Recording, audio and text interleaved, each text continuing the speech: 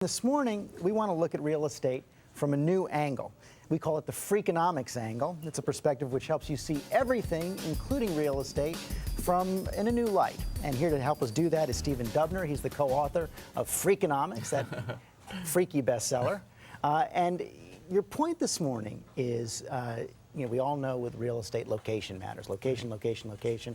We know size matters. Now you say street names. Street names matter. Maybe not a lot, but they do. I know your audience has written down some of them, the streets they live on. So these are the winners up front here. Oh, you people in the back, I'm sure you're winners in your own way too. But Family Circle, Street Bay, Sweet Bay Drive. So it turns out that if you have a nice sounding street, the value of your home may be a little higher. But really what's more important is the opposite. If you have a bad street name, so if you live on something like, here we see Voltage Lane, right? Or Shades of Death Road, which, I would How many houses are on Shades of Death Road? There's about 8, and that one I'm not even going to say. But it turns out that research shows that if you have a really unattractive street name, you can lose value on the property. But it doesn't work by the people's names. No, well, interestingly enough, so we wrote in Freakonomics about how first names of people, whether your name is George or, Loser, we actually wrote a story about brothers named Winner and Loser, okay? The guy named Winner turned out to be a career criminal. The guy named Loser turned out to be a police detective, a detective sergeant in the New York City Police Force. So you're not going to push your kids in a direction by giving them a good name. It doesn't change your outcome as your name, but the reason is interesting.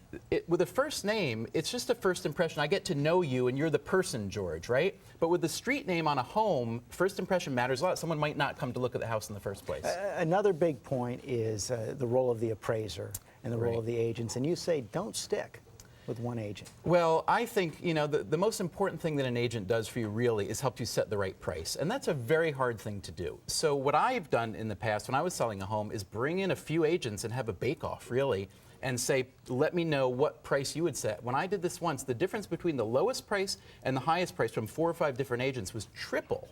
So if I had gone with either the highest or the lowest, I would have been very unhappy. So it's hard.